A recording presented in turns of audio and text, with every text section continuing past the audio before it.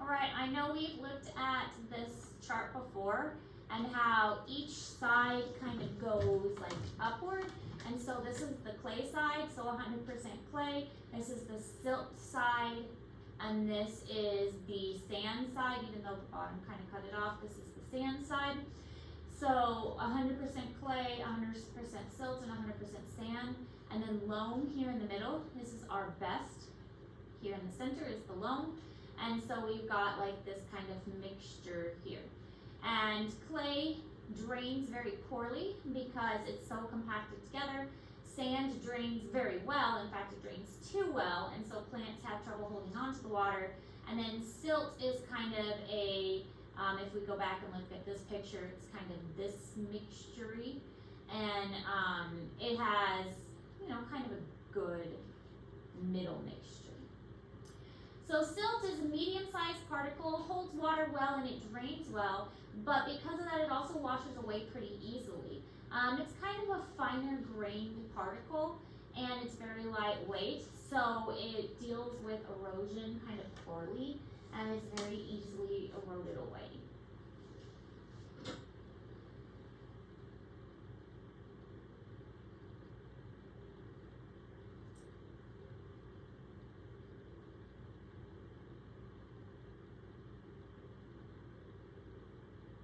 Almost like a powdery kind of soil.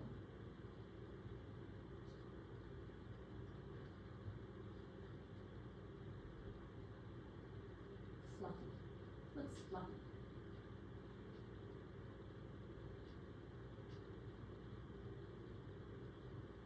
You all look tired.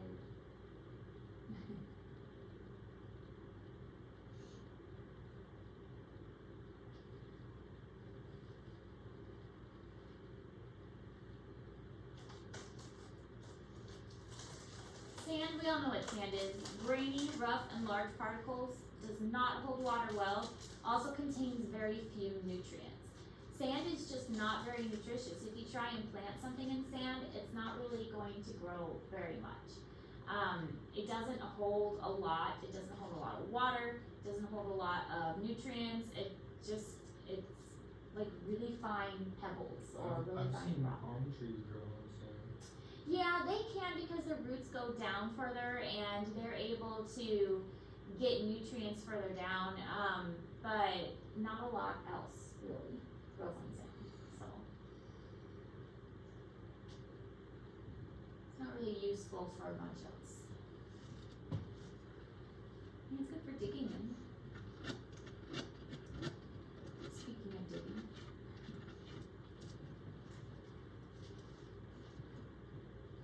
And then clay. Clay is very, very tiny particles, heavily compacted, and it holds a lot of water. It does make it very heavy. Clay itself will dry out eventually, but it's very difficult for roots to go down into clay because the particles are so compacted together, and it makes it very hard for any plants to grow in clay. Yeah, it holds a lot of water, and plants need water, but it's very hard for the roots to get down into that water and the roots to go that far down. So, I mean, it's not really good for plants. So if we were looking at straight up clay, loam, and sand, and for what a plant could grow in, loam would probably, clay, silt, and sand. I said that wrong, clay, silt, and sand. Silt would probably be the best for plants, but even that, it's too like fluffy really, and it's too good at erosion for plants to grow for long, but it's really that mixture of the three that's going to be best. So erosion is a big deal. Water, wind, and other agents move soil from one place to another. We did that weathering lab, and in the weathering lab, we looked at quite a few things. We looked at like chemical, mechanical, and we also at the last two with the sand and the dirt, we looked at erosion.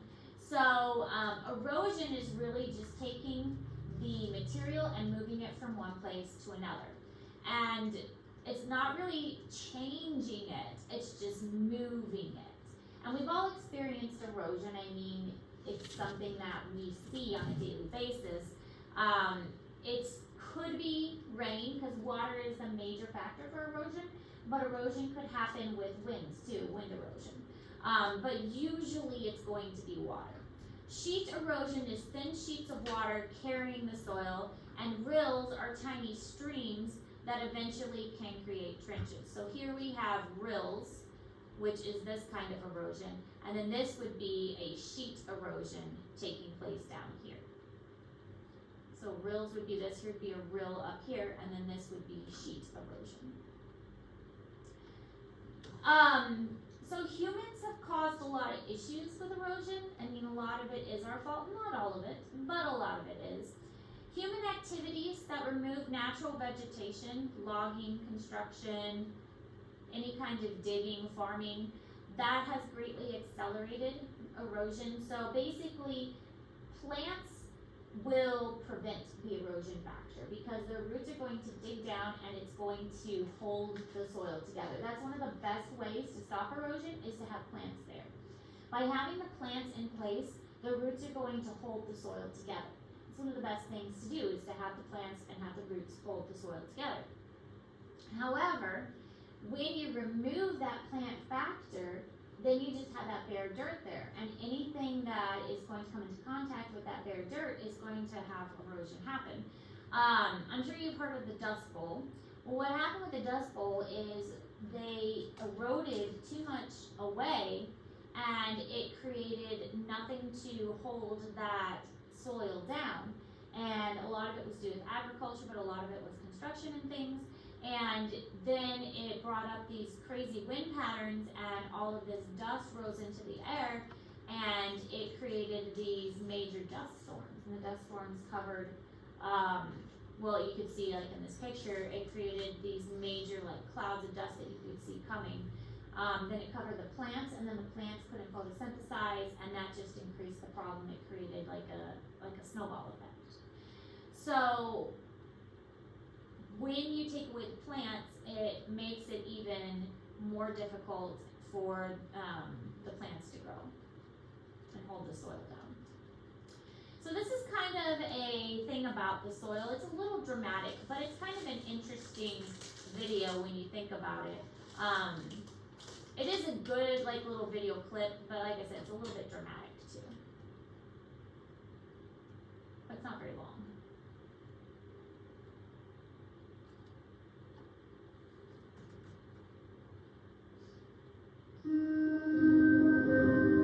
I am the soil. I am in the hills and in the valleys, the farms, the orchards. Without me, humans could not exist. But you treat me like dirt. Do you realize that I am just a thin skin on this planet? And that I'm actually alive, full of organisms that grow your food. But I'm broken, aching, overused, sick because of you. You have withered me away to less than half of what I used to be just over 100 years ago. Are you paying attention? I am trying to fix this. What employment code are you doing? What? What employment So code are you maybe doing? you could treat me with more respect.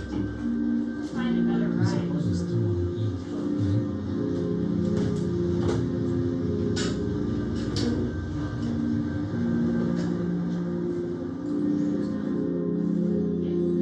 You missed the whole video. It wasn't a very long video. But the point is that I really like the last part where it says nature doesn't need people, people need nature, because it's true. Nature doesn't need us, but we do need nature. We need everything about nature. Everything that we have came from nature. But nature would be just fine without us. And without us, nature would go back to the way it was fairly quickly. And if you've seen Wall-E, like most of us have, I love that movie. And we have messed everything up, and without us, nature would find a way to go back. So the Dust Bowl of the 1930s, land was plowed too much and there was no rain, so the soil was very dry. There was no plants to hold the soil down, and high winds created major dust storms. Dust storms are bad for crops and animals because obviously the animals can't breathe, and when the dust comes, it settles on the plants, and the plants aren't able to photosynthesize, they can't get to the sun, but also it coats the leaves, so the leaves are covered in this dust, and the plants aren't able to absorb the nutrients the way they need to. They're not able to get to the sunlight or absorb the carbon dioxide from the atmosphere, so it's just an all around bad situation. So now we can't grow the crops we need to, and the animals are dying because they can't breathe, and it just kind of makes the whole situation that much worse.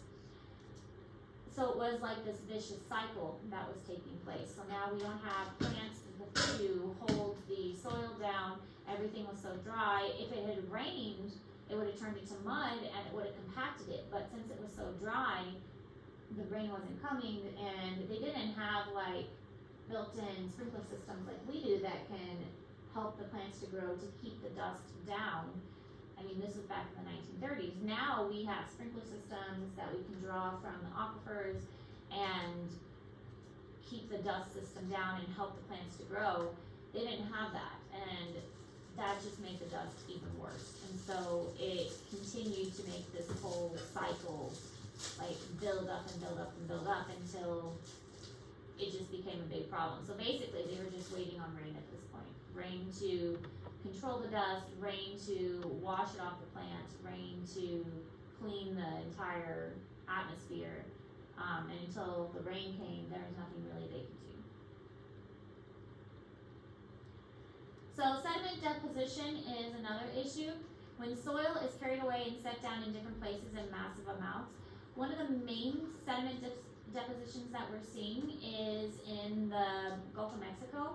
That's because the Mississippi River is dumping a massive amount of sediment from where it enters the Gulf of Mexico, because it is joining up with so many rivers that go into the Mississippi.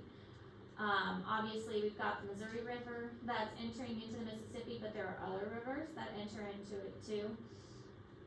And all of them carry sediment or, dirt and other things that into the Mississippi. The Mississippi is very big, and all of that is dumping into the ocean at the Gulf of Mexico. So where it enters the Gulf of Mexico is considered the dead zone because there are so many nutrients. All of this agricultural area, it has a lot of times fertilizer and things added to help those plants grow. And all of those fertilizers get into the water, all of that water gets into the rivers, and all of that is carried into the ocean. And it creates this dead zone because sure, nutrients are okay in the water to a degree, but when so much is added, it's bad. I mean, too much of a good thing is a bad thing. And there's so much that gets dumped into this water system that it just overloads it.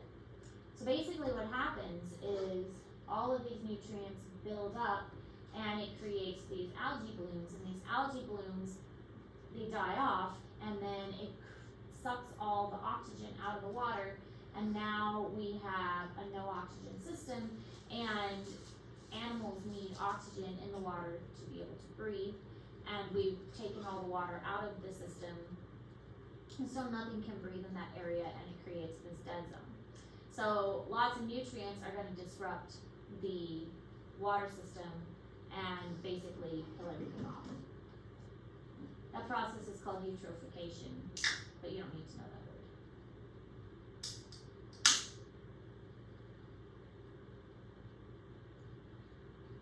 So can we fix the dead zones? It's a good question. Can we? Every summer, something called the dead zone forms in the Gulf of Mexico. It ranges from the size of Delaware to the size of New Jersey. It's a massive patch of water that doesn't have enough oxygen for sea creatures to survive. If you are a crab or a fish or a baby shrimp caught in the dead zone, you die. The problem starts thousands of miles away. When fertilizer gets applied to farmland, some washes into the Mississippi River where it will fertilize algae.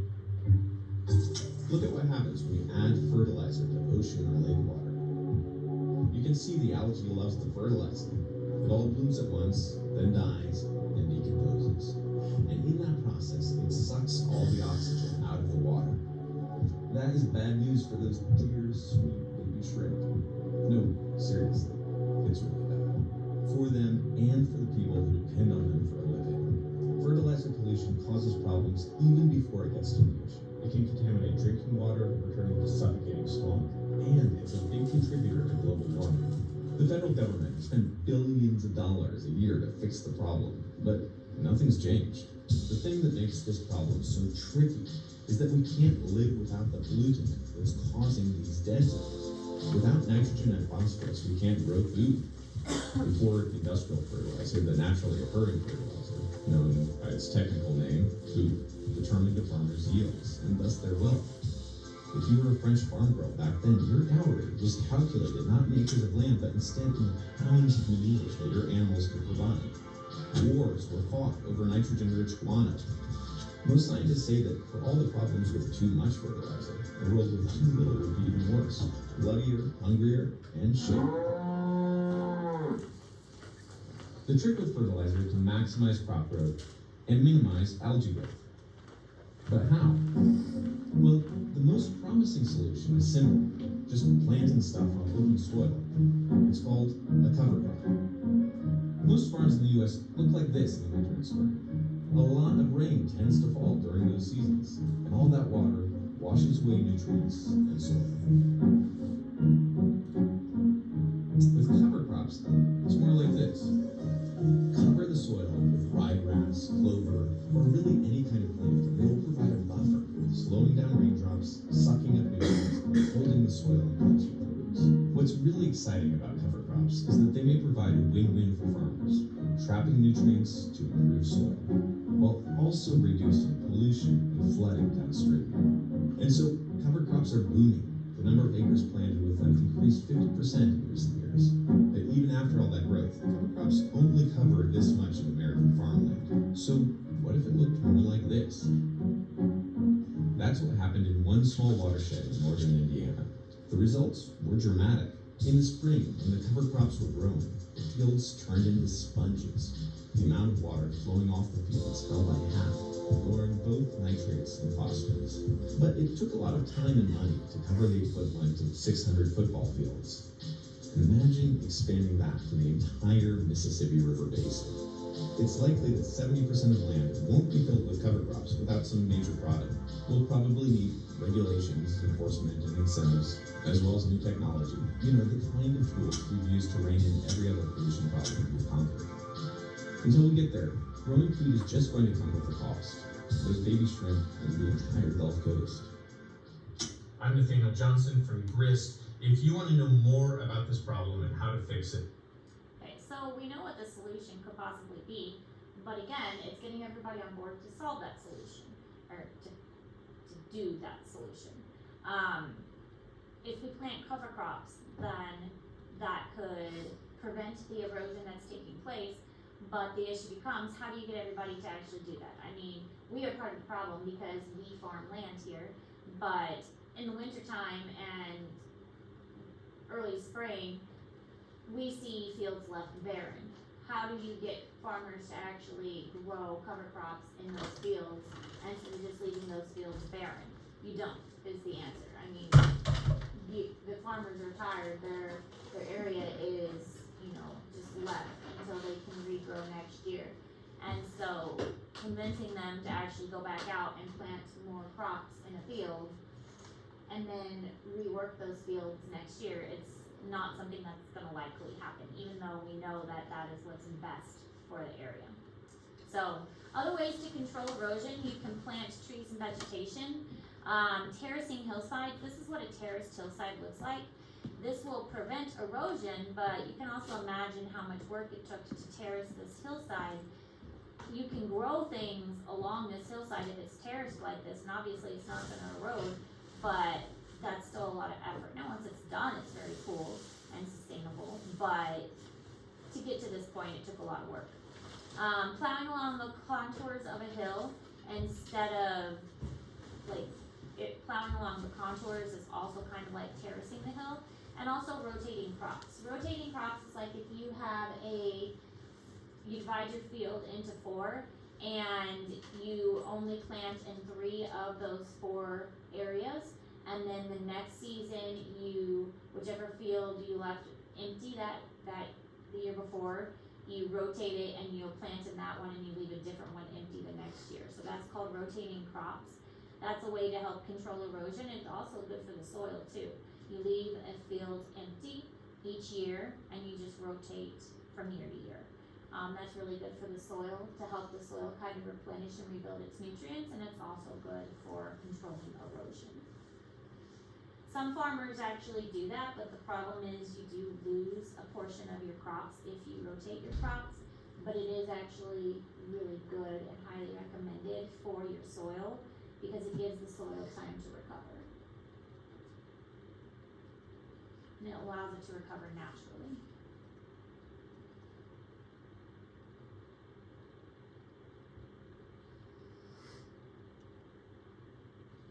Okay, so that's all our notes. Cole, you missed the part where I said we have a test tomorrow. I'm sure you're excited about that. But I am going to give you a new assignment in just a moment. So you have your Soil Horizon video